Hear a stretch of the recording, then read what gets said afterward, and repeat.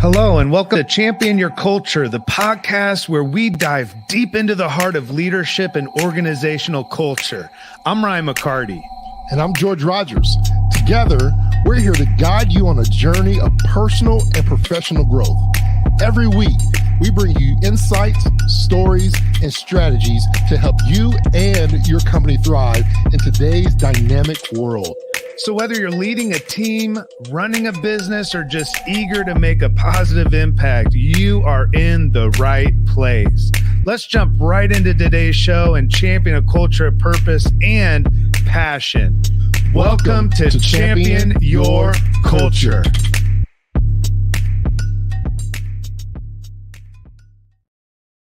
Well, we're really excited because it's another week on Champion Your Culture. Welcome, my friend. Welcome. It's like we've been doing this for a while. For a while, just for a little bit, man. Just for a little bit.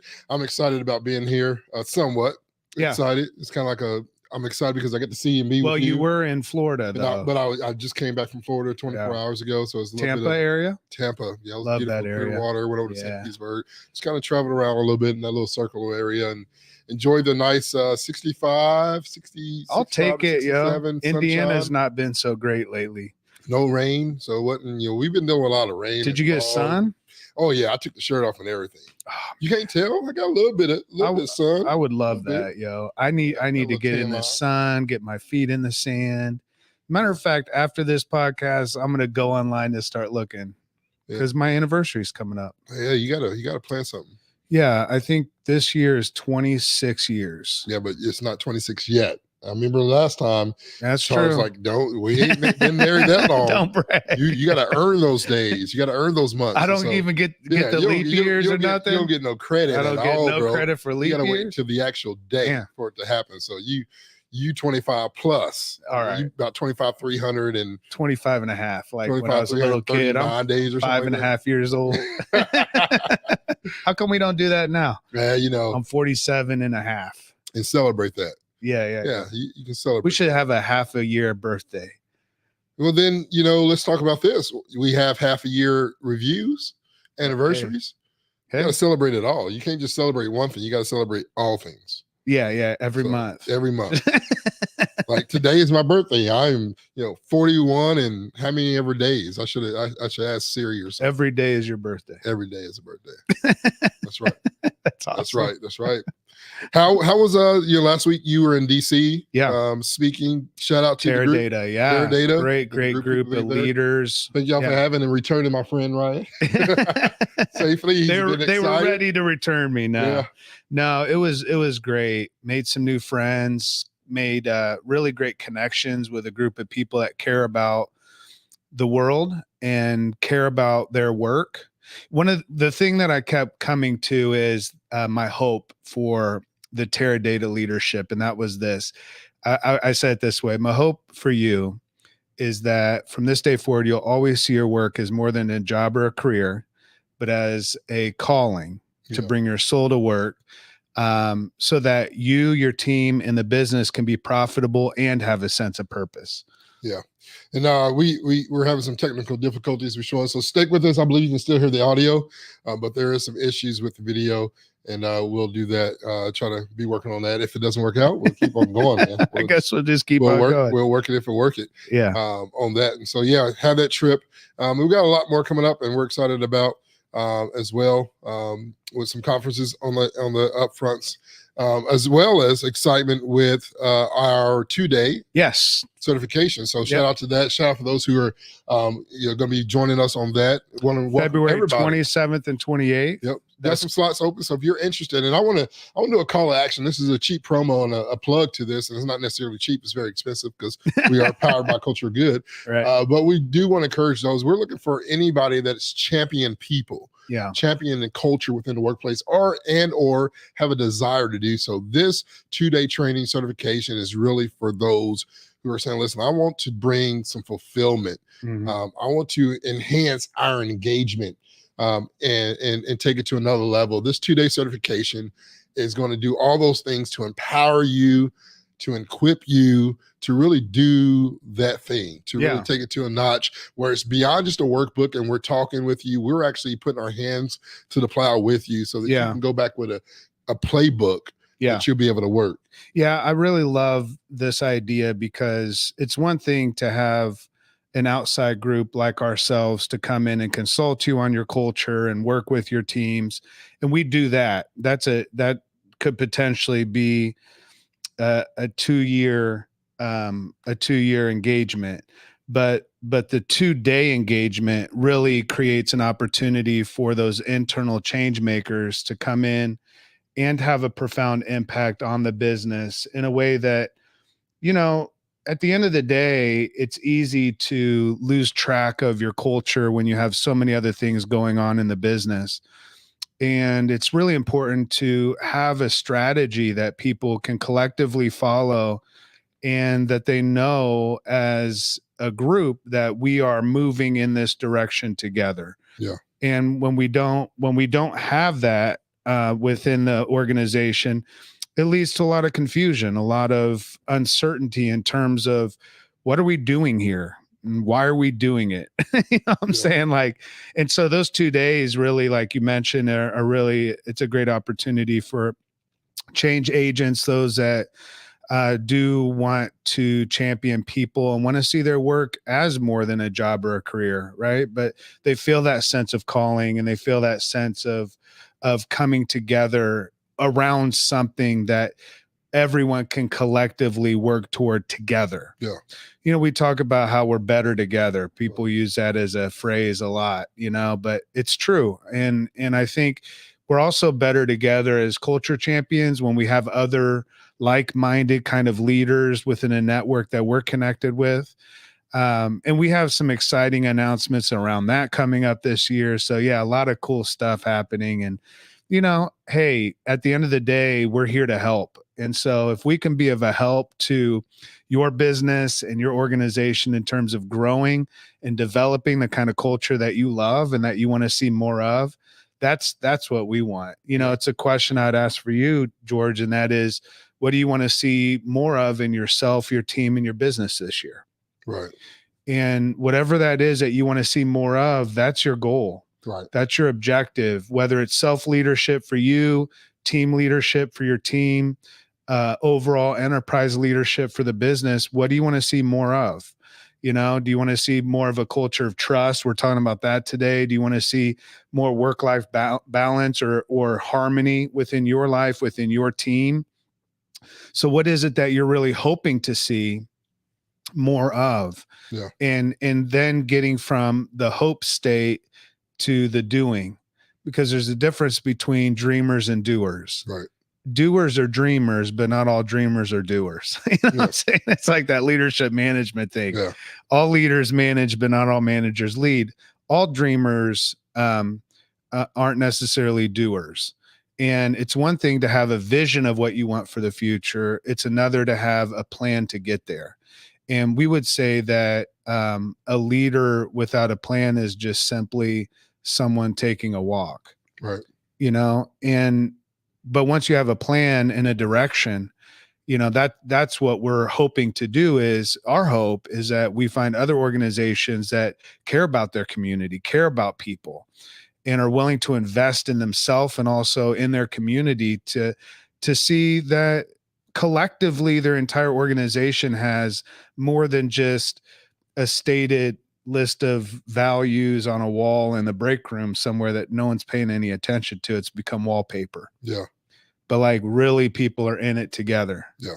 You know what I'm saying? Yeah, that's important, especially as you continue. As we see, a lot of companies are really trying to make things better. Yeah. They're really encouraged by, hey, what's next? We've done everything we can. It reminds me of when we were talking about perfect-ish culture. It reminds me of trying to get everything you can out of something. Yeah. Back in the days, right. Got to the end of the ketchup bottle. What did your mama do? Add some water. Add a little bit of water and shake it. And so, I mean, that's what a lot of organizations are doing. They're trying to get everything they can out of this engagement. Yeah. And what we're saying is, like, engagement is great. But what happens when your employees really, what we have here on our wall, bring their soul to work and they are fulfilled. It's beyond engagement. When people are fulfilled, Ryan, like they're living their life at the highest level. Mm-hmm. Right? They're thriving on all levels. No, is it perfect? Is their life perfect? No. Life Absolutely not. happens, death happens, uncertainty sure is to follow, right? Yeah. But when you have a place where you're excited about what you're doing and why you're doing, and you have that sense of fulfillment that I have a purpose that's beyond doing some assembly line job, or that's just beyond doing this HR paperwork or recruiting or whatever it is that you're doing. If you're a CEO, financial, whatever it is, it's beyond just what you're doing on a day to day. Yeah. It's that outcome of what you're doing that really fulfills us. I get to be a part of something greater than just paperwork. Yeah. We're changing lives. We're making an impact in our community. That outcome is your why. Yeah. It's that outcome. And I think when you're speaking to this, that is that idea. What do you want to see more of in yourself, your team, your organization this year? And when you think about the idea of what those outcomes are, ultimately we want to see team members take ownership or have what we would call ownership mentality, right? Which we've talked about this before, that if you want me to think like an owner, pay me like one. Yeah. But what you can own is you can own your work. Mm-hmm. You can own your contribution. You can own a part of your team's impact and performance. You can own the culture, mm-hmm. parts of it. Not one person owns the culture, as there is not one leader that determines what the culture is. Right. So culture is not a byproduct of just one great HR person. You know what I'm saying? Yeah. I think sometimes we think about it that way, but culture is really, and having a healthy culture is the outcome of having healthy people and having healthy leadership. And we think about this idea that we're talking about today, and that is, how do we build a culture of trust in the midst of change, in the midst of, as things are starting to evolve and things are changing, how do we, through that transition of change, how do we really have a culture of trust where people are down for it? Yeah. You know what I'm saying? And down for each other too. Yeah. Like willing to willing to trust each other. And this isn't like a program thing. Trust is very relational, right? Like it's not transactional. It's not do this for me and I'll do this for you. And then, that'll show me that you trust. No, it's not just, I need this from you as a leader, but I need this for you. And I want this for you. Yeah. And that's important. Like to be able to communicate that simple concept of employees have this mentality that they always want something from us. They don't do anything for us. Yeah. Right. And so how do you foster that? And I want to thank everybody again for joining us here today on Championing Your Culture, the podcast, as we're talking about building this culture of trust, Ryan, and how we navigate through what we know is ever changing. There's changes always. It's going to happen, right? The workplace. How do you build that workplace bond during the time of change? Seasons change. We got 4 seasons in a year, right? How do we go from hot to the fall weather where it seems like everything is beautiful, then it dies, right? And then we get freezing cold, and we got heaters on, and we're trying to figure out as employees here who's hot and who's cold, and what's the mutual temperature, right? If you're cold and I'm hot, how do we both bond together mutually? We communicate that, right? We say, hey, this is. That's a good temperature, or let's set the temperature somewhere that meets both, versus somebody where employees say the leader's always setting that temperature, and they're always wanting something from everybody us. They're has always to catch up, putting us in this atmosphere, and it's always what's best for business. What about what's best for employees, or what's best for people, right? Yeah, I think if you prioritize people, then that affords people permission to prioritize profit. Yeah. But if they're not prioritized, then that impacts performance, that impacts engagement, it impacts effectiveness. If people don't feel prioritized, what it tells me is that you're not as valued as these other things. If people are part of a competing priority list, and people always end up at the bottom of that list, you can preach all day long how much you care Right. about people, but at the end of the day, like, it's again, like, culture is how most people feel, believe, and behave most of the time. But I can see what you value by by observable behavior. Hmm. I can't see what you value based on how you feel or based on how you believe. That's internal to you. But how your internal lives out externally, I can watch that. I can watch your behavior and say, George is connected. He's being effective in his work. He's engaged with not just the leader, but with other people on the team. You know what I'm saying? And I can watch that. Yeah. I can see that. Question today is, can we see trust? Hmm. What does that look like? Right? Like the what are the what's the indicators that we have a culture of Yeah. trust? We know what distrust looks like: people talking behind each other's back, micromanagement Right. from leadership. There's a lot of symptoms of distrust that we see, Yeah. observably see within the Right. workplace. Eventually, distrust leads to probably the most toxic type of culture that you could work in. Hmm. Because if people aren't trusting each other, um, then how are we, in terms of leadership and working together, how do we do that when there isn't trust? Because there really isn't any type of relationship without trust. So Yeah. it comes down to more of a transactional type culture Right. where it's always an exchange. Do this for me, I'll do this for you. Yep. Let's get into some of these things, because I want to dive into what it takes. How can we build this culture of trust during this time? And one of the first things that really comes to mind for both of us is the A word. Yeah, accountability. Accountability, the power of it and the importance of it, right? There's power behind accountability, but the importance of actually using that tool. We always talk, and I always say this, is that there's a lot of things that are in the toolbox that are powerful, right? Yeah. If I was to go to my garage and open up toolbox, there's stuff that I ain't even touched that's rusting because I ain't, right? But a lot of the things that we discuss, Ryan, I feel like are tools that Mhm.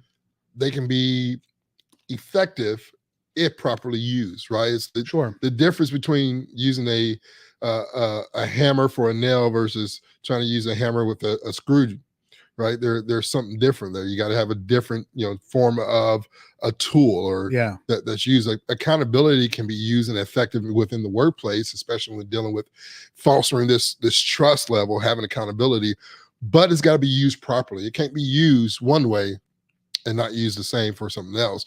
And or for an employee, to a leadership standpoint, George is holding Ryan accountable, but George doesn't hold Joe accountable over Or here. George doesn't hold himself accountable. There we go. That's really where distrust, what breeds distrust is where you have a leader who is attempting to create a culture of accountability and yet holds themselves not accountable. Yeah. So for me, trust has everything to do with accountability, because accountability is how I know you have integrity. Right. Integrity is something that matters to me. If I'm going to trust you, I have to know that you have integrity. This chair, I'm pretty sure when I sit down in this chair, it's going to hold me up. Yeah. You know what I'm saying? Don't think about it. But if the last 3 chairs I sat in, I mentioned this, if the last 3 chairs I sat in broke down on me, then I'm gonna sit down on this a little lighter. You know what I'm saying? Yeah. because I have PTLD, post-traumatic leadership disorder. You know what I'm saying? Like if I've trusted leaders in the past and I've had that trust broken, then that creates an entire myriad of realities for me and my experience at work that I have to deal with on a consistent basis. Yeah. Much like us trying to trust our video camera and the internet today. Yeah. That doesn't seem to want to work. But that idea of accountability and being able to have integrity, I think it was Stephen Covey that says accountability breeds responsibility. In other words, what he's saying is when I have accountability within the workplace, it breeds responsibility, the ability to respond in a way that that is individual to that person, I'm able to respond with trust when there's accountability. Yeah. So accountability breeds responsibility, not just responsibility of what I need to do to be accountable, but how I respond to other leaders' integrity. If you have integrity, then the question of trust never really comes up much, does it? Yeah. If there's consistent, clear communication, then trust doesn't seem to be as much of an issue. But where it does come in as an issue, even within leadership that's been trustworthy, is when there's transition, when there's mergers and acquisitions, when there's layoffs, when there's um, when when there's change taking place, when there's a new ownership, right? When a new CEO is brought in, Yeah. all of that breeds a level of uncertainty and anxiety Mm-hmm. in that sense. What's going to happen to my job? Right. You know what I'm saying? Right. What's next for me if I see this happening, or if this is a change that's going on, and we don't have accountability within the workplace, then really what it leads to is distrust.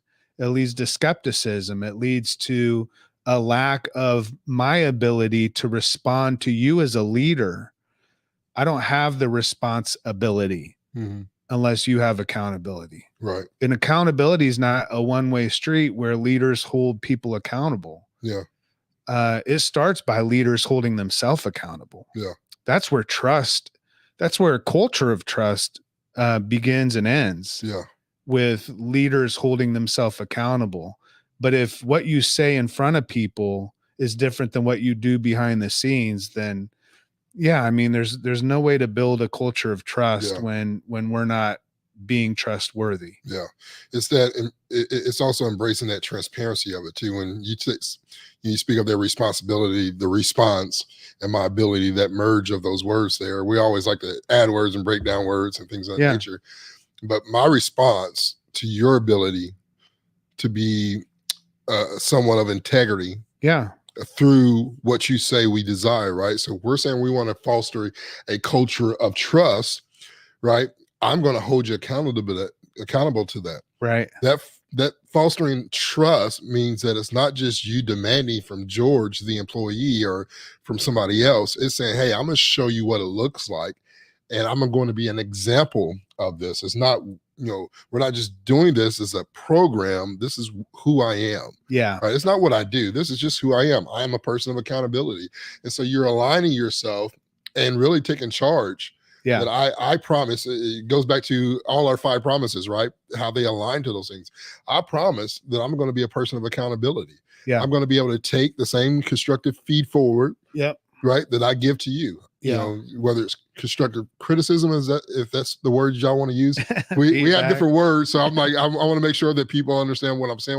When I say feed forward, most people say feedback, but I want to give you constructive feed forward as we're moving forward. Yeah. This is how things align. This is what I need from you. This is what I expect from you. This is what I want or desire.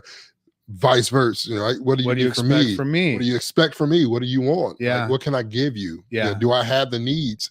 Do I have the means to give you what you're expecting? And if not, let's be transparent on that. And so as we talk about embracing this accountability in a time of change, I think about transparency, right? Coming through those things and really encouraging this openness and honesty through this work life, right? Through communication. So I think about that transparency, and then I'm saying, hey, let's be open, let's be honest. Yeah. Through communication, right? Like, let's communicate these things, because if something doesn't align, I want to be accountable to say, hey, just like we do here in Round Room and the rest of our building, when I don't feel like you care, right? And that's a part of our promise. I want to make sure you're accountable to that, and or understand your perspective, or give me your perspective.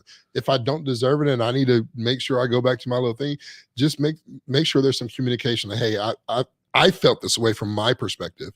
I know your heart. Yeah. Right. So one thing that could be is, man, is Ryan going through something? Or is he having a bad day? Or did he not realize how that could have looked from somebody else's point of view. Yeah. And oftentimes that's the case. We say or do something, not realizing, hey, from that perspective, it looks a little bit different. But with accountability and trust, I don't take offense. Yeah. Right. I receive that and say, you know, with that information and sharing that information, it flows freely through this conversation. It flows freely through us, and everyone is aware, right, of the responsibilities that we have through this accountability. I think it makes it a little bit easier in that process as well when we say, hey, there's accountability, but there's transparency, open and honesty, and with that accountability, I don't take to heart. I don't get down. Now, I may take it to heart if it's not me, Yeah. and I made somebody feel a certain way that I don't desire to feel. Yeah. Then that's me receiving that accountability the right way that says, man, I'm glad you brought this to Yeah. me. I need to watch. I need to watch my Yeah, attitude. I need to watch how I present myself or say things. Yeah. Even though I didn't mean it, because you can hurt somebody and not purposely hurt somebody. Yeah. Yeah. Right? Absolutely. I think, I think that's one of the things that we can go into work optimistically or, as a pessimist too. And I think like being able to maybe not at a level where I completely trust every boss I've had or every leader necessarily I have right now. Right. But what I can do is I can trust that you're a good person. Right. I can trust that you are making the best decisions that you know to make. Not perfect. Yeah. You know what I'm saying? But I think there's that level of also accountability to be able to say, back to what we were talking about earlier, is there is no perfect culture. It's perfect-ish. Yeah. So I'm trusting a perfect-ish person. Yeah. Not trusting a perfect person. I'm that ish. Yeah. Got that ish. I got a ish. I got a scratch. Yeah. Like that's what it comes down to. And to your point about communication, the second thing around building a culture of trust has everything to do with the fact that business right now is in turmoil in terms of change. Not turmoil in terms of bad, but in terms of there's all kinds of shifts going on right now. If you're in tech, there's a lot of layoffs in tech right now. And there's a lot of progression toward the use of more AI and robotics, and the realities around all of that creates a lot of change. But when there's not clarity around some of the decisions that are being made, you can see how that can foster anxiety. Right. And a distrust. I love this idea that clarity is an antidote to anxiety. That clarity is an antidote to anxiety. That typically what I'm anxious about or what I'm fearful of, 85% of the time, it's all just in my head. You know what I'm saying? Right. And so if I had clarity around change, if I knew that this is the direction that we were going and this is what I should expect throughout this change. We talk about the ADKAR process that's taught through ProScythe, the ADKAR. So awareness, knowledge, or awareness, desire, knowledge, ability, and then reinforcement. It's a process you take people through change, because if you don't have clarity around change, that's one of the top 2 right now reasons that people feel anxiety at work. Yeah. Is understaffing and lack of clarity around change. Yeah. Those 2 things right there. Yeah. And I just got a phone call, last week with a good friend. Yeah. And there was a lot of good change, growth, and then there's some uncertain change, and it's all about being clear, having that clarity, and really embracing that. And so that's important. The other thing, we're moving into that, is when you have that accountability and clarity, that really creates that environment where individuals feel comfortable taking ownership. Yeah. Right. Of their actions, not necessarily ownership of the word, but just ownership of action. When there's accountability and open feedback and communication, and there's clarity in change, right? As we're talking about, that allows people to be comfortable saying, I'm not afraid to take ownership of what I can control. Yeah. Right. There's a difference between saying, hey, I want to take ownership of what I can control and make the most out of it, versus I'm going to take ownership and just check the boxes. right? Do or what's necessary yeah, and to your needed, point, but like I'm willing to you be don't. held accountable for this performance that I'm gonna put forward. But if you can't trust the leadership, you don't want to take ownership Yeah, of that stuff, because then you stick exactly. your neck out and your head gets chopped off. Right. Which is why you need clarity.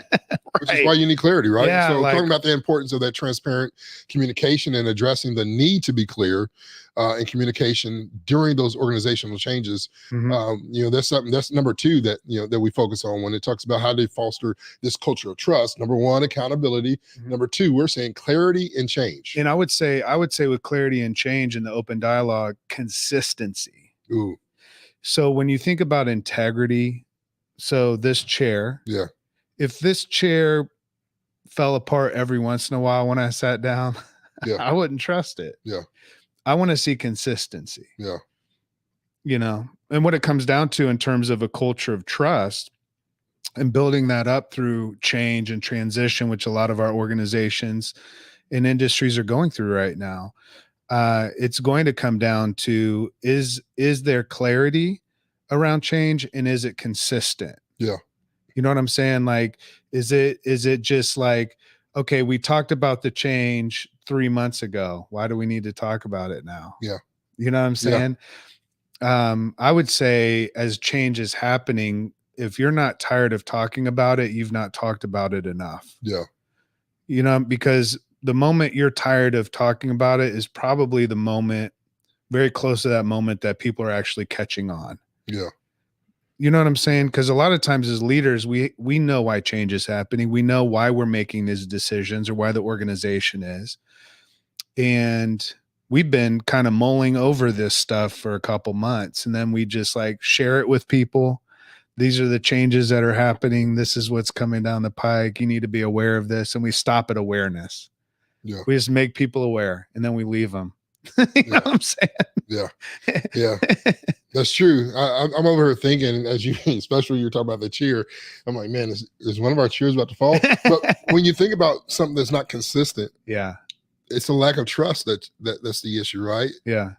And I think about you and I. You and I are alike in a lot of ways. When I don't have clarity, my anxiety Yeah. goes through a different route. Clarity is the antidote for anxiety, right? Yeah. And so having the certainty to know and the clarity in leadership. Yeah. I am confident that my confidence is there. I don't have any anxiety with my leadership, right? But Yeah. if everybody cannot say what I'm saying, right, with Yeah. truth, right, Right. like my confidence in the change with leadership with you, I ain't got no worries. Yeah. Now we may have some rocky roads, Yeah. but I know one thing: we're going to be creative. We're going to talk about We're it. going to be creative. We're going to communicate, and we're going to accomplish the ultimate goal. Right? Open dialogue. Yeah, it's going to work because we're going to work it. Yeah. And there's no stopping until we finish. Yeah. How we need to get there. Now it may not look pretty, and that's the thing is that I was asked, man, if I was promised X, would I be willing for it, willing to live and go through? And I'm like, yeah, but understanding you're going to have to go through some things. Yeah. Right. And so, being able to push through those things, those changes that happen. Yeah. Within the change, right? So Yeah. there's the change, and then it's all the things that happen before that huge change. Hey, we're going to change the way we work our hours. Yeah. Right. We're going to change flex or hybrid. Yeah. Or fully remote. Right. Before that change, there's changes. There's small things that has to prepare to get you to that place. But that effective communication. Well, because uncertainty breeds anxiety. Yeah. That's why clarity is something that is an antidote to anxiety. You know what I'm saying? Right. But not having certainty, not knowing the why. When we talk about how we're communicating change, we need to talk about the why consistently.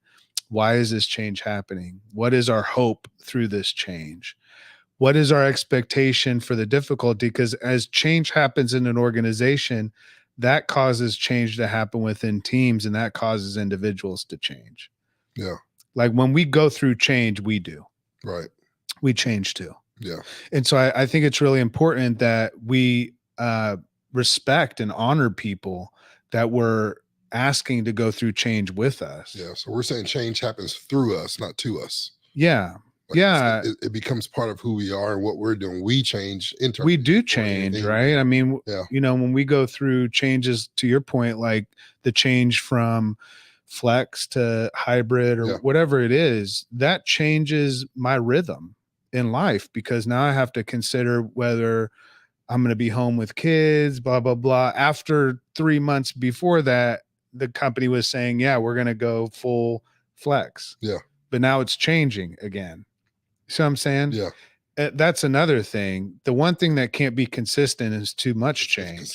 That's inconsistent. Yeah. You know what I'm saying? Where it feels like it's like Baskin Robbins, there's another flavor of the month. Than Biddy Baskin Robbins. There's your song for the day. There it is. How many flavors? You it's gotta a have flavor of some the month. consistency. You have because to, if you don't have consistency, there's a lack of stability. Yeah. And people don't like lack of stability. Well, It's lack like of working in stability quicksand. is that integrity. Yeah. It speaks right back to this chair. Yeah. This chair being unstable means I am trusting something unstable. Yeah. That's why Which is integrity inconsistent. matters. That's why consistency matters. Yeah. That's why having character as a leader matters. All of those things speak to that. Hand me my phone. I'm going to do this segment real quick. And I want to say this before we do, because Yeah. when we were talking about this earlier, and move the camera view on that, just checking out the leg. But when we were talking earlier, I wrote this. I was having this thought. I wrote some stuff down. I was thinking about the clarity and changes, and like what is something that really helped me out. And I thought about how we establish clear and measurable expectations. And it's a lot of things, again, that we point to our 2-day certification. Make sure things are clear, and then this is how you measure how you go through. So establishing a clear, measurable expectations for each role within the organization is important. And also clearly defining goals, objectives, and performance indicators, and communicating to them to every team member, not just to the functioning ones. Is actually make sure everybody hears each other's goals, each other's goals, right? And so when expectations are well defined, individuals have a clear understanding of what is expected of them, for them, and then from them, right? So they understand what's expected of them, for them, and then from them, which empowers them to take that ownership of accountability, again, as we mentioned, as the number one, for their word, right? I'm not accountable. I can't be accountable for what you're supposed to do, but I can be accountable for what I am willing to do and able to do, right? Being willing and able are two different things. So I got to be and willing. That's what helps. If able. You're on my team, I need to know that you're accountable. What are you accountable to? Yeah. Because I can't trust you when we're on a team. You ever been on a work project at school, like for college, and nobody does anything but show up, and you're on that team. And sorry for all those people that I showed up for for projects when they were finished. I was a spokesperson. I just thought I was going to wait and speak of the project once it was done. Right, but there's a lot. But if you have a team member that does that consistently, then so it's really important to have that, and have that clarity around roles for sure.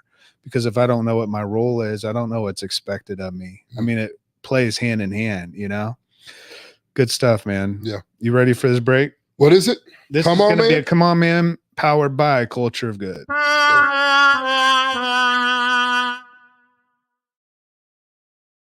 All right. Shout out to everybody out there in hiring.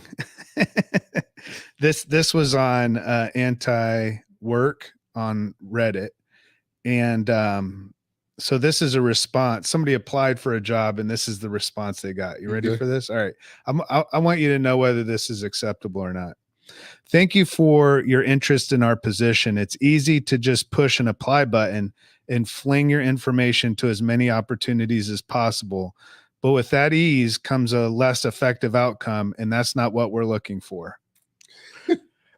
What we are interested in is people who actually read the job description and know how they fit for this role. If you're a match, our post will resonate with you, and you'll naturally want to take the next steps. If you're just looking to get one more quick glance at your resume, congratulations. You've got another glance. We hope you'll be able to land a killer job that way. It just won't work for us.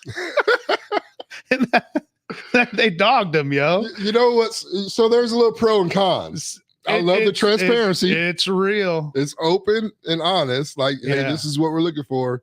Don't be that person. Zero empathy. But zero humanity. Yeah. You know what I'm saying?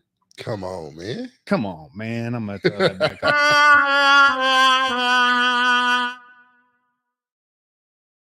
Yeah, that one was like, I don't know. This I like the realness of Yeah. it. It was like, oh, I like, but then, But who's to say the person just and if you kept reading in the comments, the person didn't just throw their resume out. They were actually connected through LinkedIn yeah. as a good match for the job, right? So like it's like LinkedIn's turned into the eHarmony of work, man. That's funny. You know, and then people are reaching out to these LinkedIn connected LinkedIn jobs and then getting rejected, bro. Swipe right.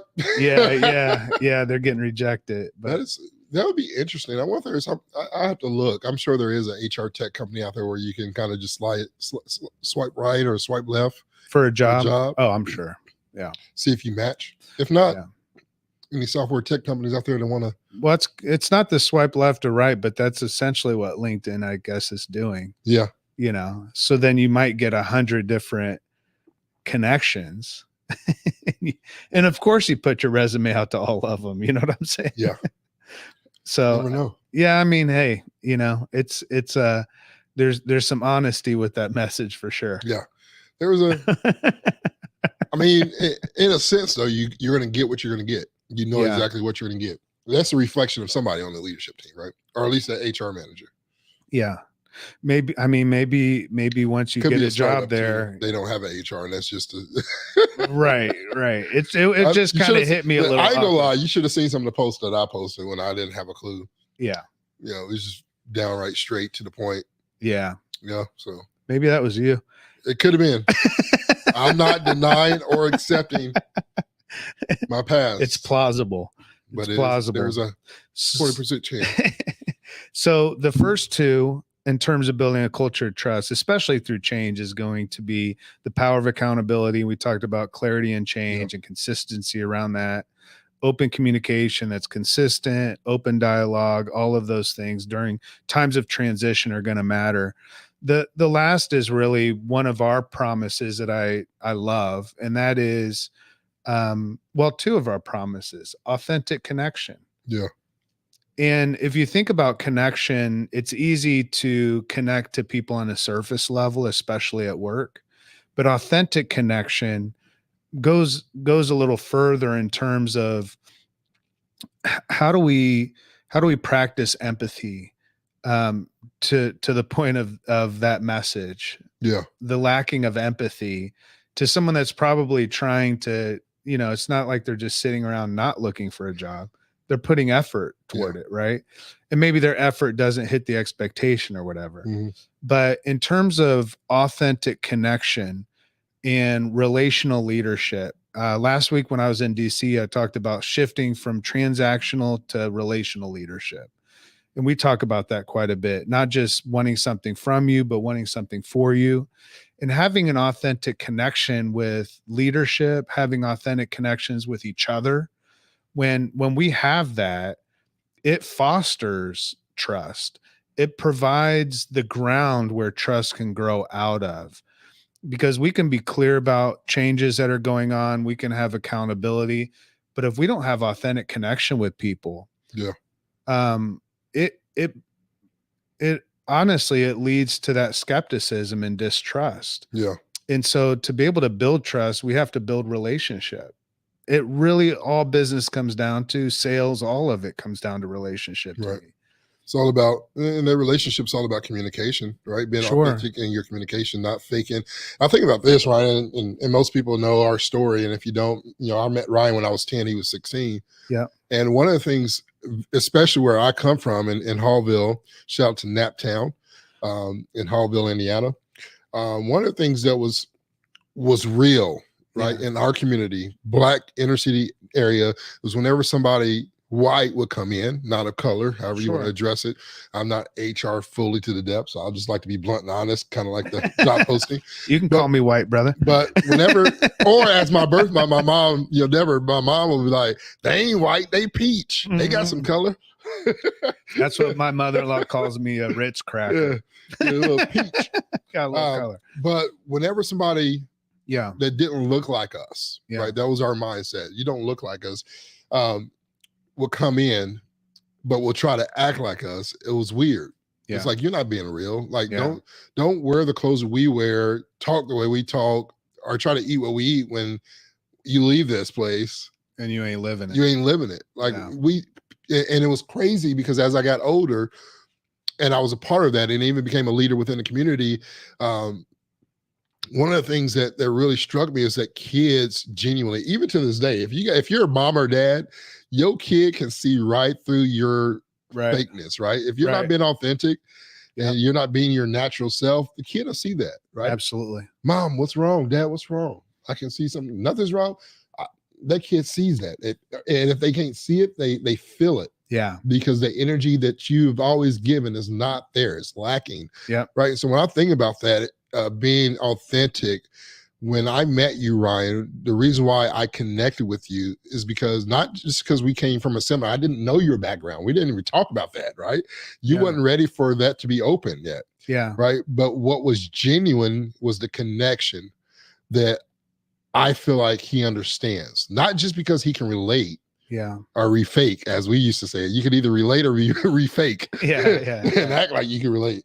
But there was a genuine connection because you were authentically who you were. Yeah. Now, it was easy because you somewhat talk like you came from New York. And so you had that swag, as we would say today. You had that certain appearance. Swagger. Right? That was like, man, he don't look like me, but I feel like he knows my pain. Yeah. Right? And so we were genuinely connected through our authentic who we were. We both had been through some stuff. That's it. Right. We had that connection. And then even as we growed older, and even that 20-year gap where we were disconnected for 20 years until 2019, right? Until then, we still were able to pick right back up. Yeah. As if nothing ever happened. And through our conversations since then, we went through like literally identical life stories. Yeah. Of family, marriage, life, work, careers, transitions, ups and downs, losses and founds, right? Yeah. And so when I think about this authentic connection, it's so dear to my heart because I don't want to be everybody's friend. Like when I was young, I wanted everybody to be my friend because I wanted to be accepted. Right. I felt like I was never accepted. I never met my birth dad, didn't have that acceptance. And so when it came from men, I wanted to be accepted. Yeah. Right. I lived for that acceptance. I would do anything to be in the spotlight and get appreciation, not just from adults, but from friends. I wanted to be a class clown at school. Right. I didn't know why, but the reason why is I just wanted to be accepted. I wanted to be a part of it. As I got older, man, I don't care. Yeah. Right. But at the same time, I'm gonna be who I am. I'm not seeking it. I'm not fishing for it. Yeah. I'm not begging or seeking it. But if a natural, authentic relationship forms, it's because I am who I am. Yeah. And he or she is who they are. And it resonates, right? Yeah. Whether it's through business. Yeah. Right. There's certain things that I'm attracted to.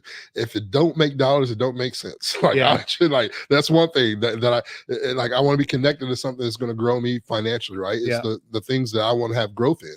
Yeah. I want to have growth in my physical, financial, mental, right. Yeah. Emotional. Yeah. What do you want to see more of in yourself? If it's not going to enhance that or make it better or add to it, and it's going to drain it, I don't want to be connected to it. And so being authentic, and Brene Brown's quote, and I'll read it, is connection is the energy that is created between people with the same feel, right? They feel, seen, heard, and value, and then discussing ways to foster a genuine relationship. Yeah. Right? Authenticity. And that's what I feel like. We feel seen, heard, right? And then valued is a huge thing. I want to make sure people understand, number one, they value me as a person. Yeah. The second thing I want them to value is the thing I can't get back, and that's time. Yeah. Right? And then family. Those are my top three things I want people to value. Me, my time, and my family. Value those things because everything that I do, every decision I make, the right ones at least, have those three in common. Now, I'm perfect-ish, so I'm gonna fail and make mistakes and do some stuff I probably shouldn't do, but that's just me liking to push buttons. But again, that's authentic too. Yeah. Authentic isn't never failing. Yeah. Authentic is being willing to say I'm sorry. Yeah. Authentic sometimes means I look at you and say I effed up. Yeah. Or it's not perfect. It ain't perfect. Or I really screwed up. Yeah. Not only is it perfect-ish, it's just it's not, it's Yeah. just, Sometimes it's bullish. yeah, bullish. Yeah, I mean, absolutely. Yeah. And through that, there's a level of authenticity. Yeah. There's a level of vulnerability and transparency. I think we can be transparent around things in the business. Vulnerability is a revealing of one's self, the the soul, Yeah. right? It's the good stuff, the bad stuff, and the ugly stuff, Yeah. which we all have that, right? And we want to believe that we can bring all the good stuff to work. But authentic connection means that I also understand that I'm connected with a human being. You know what I'm saying? Right. I'm connected with a flawed individual who has their own set of realities that, to your point earlier when we first started talking about this, we all know what people are going through, all of those things. But when I have an authentic connection with you, I can go through the good, bad, and ugly with you and will do so, Right. because of that connection. If we didn't have that authentic connection, then it would be a lot harder for you to trust that we can go through this good, bad, and ugly together. Yeah. You know what I'm saying? Yeah. And I think a lot of times leaders within business feel isolated because they're trying to build trust with their teams, Mm. but their teams aren't trusting them, and they don't know where to start. They don't know how to begin doing this. And so much of our life is, if we look back over our life, the leaders that have had the most profound impact in our lives are those that authentically connected with us. Yeah. They may not have been the most skilled person that we've ever met. They may not have made all the best decisions in life. They could have screwed everything up at some point. Yeah. But somehow they showed up for you in a way that was authentic, Yeah. was connected on a different level. You know what I'm saying? Yeah. It was a deep, like the Brene Brown, where you feel seen and heard and valued as a person. Yeah. Not just another cog in a wheel that's going through the motions, And I think it's really important as leaders that we practice active listening, that we're present with people, that we utilize empathy in our lives and recognize, like, what do we want when we were a team member? What do we want as a leader? Yeah. At the end of the day, we want connection. Mm-hmm. We don't want to be disconnected from everybody at work. Nobody's going to work saying, man, I can't wait for a culture where everybody's disconnected and criticizing each other behind each other's backs and talking about each other, and leadership is micromanaging everyone. Woohoo! Yeah. Nobody wants that. So to your point, whatever we want more of, we have to work that into our life. And I said this to the team at Teradata last week, as a leader, what I hope to see, I must first be. So Lead by example. well, yeah. And if I want, and if I were to say that in this context, if I want to build a culture of trust, if I want to see that, I must first be trustworthy. Yeah. So it starts with me. Yeah. It doesn't Yeah. start with a program. It doesn't start with bringing a consultant in. It doesn't start with it starts with leaders taking accountability. Yeah. For themselves. Yeah. It takes leaders clearly communicating change. It takes leaders authentically connecting with Yeah. people. Yeah. From out of that comes a culture of trust. Yeah. It's not Yeah. a program. That's good. That's good. Lead by example, or live by example. If you're not living it, you're not leading it. Live by example. So having accountability starts with the top. It starts with you. Yeah, you can't Right. lead what you don't first live. You gotta embody that. And so having that accountability, leaders must exemplify those behaviors, right? And the values that we expect. Yeah. It goes back to inspecting what you expect, from the employees. Like if you're expecting employees to do something, inspect it.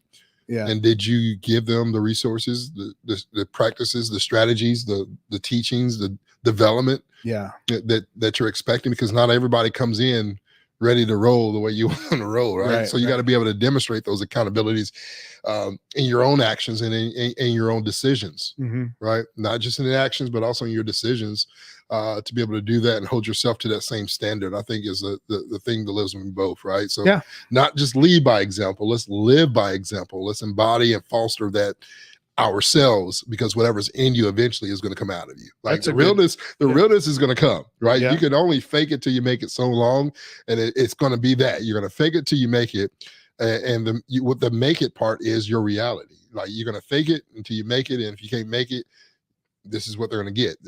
And so living that is truly the important part of that, by leading by example and living by example. I'm gonna start saying that instead of leading, I'm just gonna say live by example.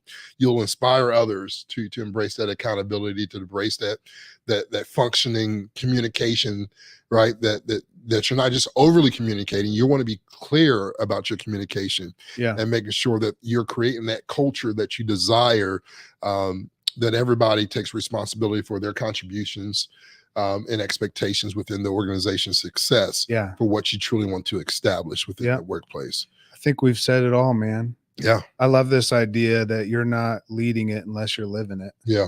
You know, and you know, at the end of the day, if we're wanting to build a culture of trust and doing so while we're navigating that workplace during times of change, this is what it comes down to. Yeah. Those three are you just have to have it. You just have to. There's no way around it. And remember, it's not overnight, man. It's a process, and you got to be able to trust that process. Trust the process. Yeah, because you never know. Like people want that shake and bake stuff, man. I want the real seasoning. I want the real take time to. You don't want the easy bake oven. No, I don't want no stuffing, man. I want some dressing. I want your time. I don't want some out of the box. Throw this stuff together. I want you to put some stuff in soul food. Put some soul into it. Yeah. Bring your soul. Yep. Bring your soul to work. Yeah. Absolutely. Well, appreciate everybody out there watching, everybody's commenting. Sorry, with the new look, we haven't been able to really engage with the crowd live, but we want to shout out everybody that's listening to us and watching us. We see your comments rolling. I try to pull them up and look at them here and there. So we appreciate everybody, all our lifetime listeners. Shout out to Philippi over in Ghana that's with us today. Shout out to Alex that's been watching on Facebook. So we want to shout out just a couple of people. I know there's more. We're not trying to say there's better, but I want to shout out everybody, especially with some of the technical issues we had today. We appreciate y'all sticking with us through that, listening to us. You can't see us, and maybe that's a good thing you can't see us. We're not maybe best for camera. I don't know. Got a face for radio. You look good, man. Got a face for radio. We either look good or we're making good money. I don't know. And I ain't making good money to be in a relationship this long, you know. So, but we appreciate everybody for sure for watching us. LinkedIn, Twitter, Facebook, Instagram, YouTube. Until next time, my friend Ryan McCarty, have a good week, my brother. You too. And we'll see you all back next week on Champion Your Culture. Thank you for tuning in to Champion Your Culture.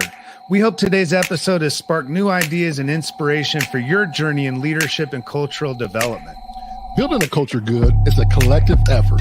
If you found value in conversations today, please subscribe to our podcast. Follow us on your favorite platform and share this episode with your friends and colleagues. Your support helps us reach more people and spread the message of impactful leadership and positive cultural change. Don't forget to visit cultureofgood.com to explore how you can become a certified culture champion. Every week, we're here to bring you insights and strategies that matter. So join us again for more empowering discussions. Let's continue to champion a culture of purpose and passion together. Until next time, keep leading with heart and let's make a positive difference in the world. And we'll see you next week on Champion Your Culture.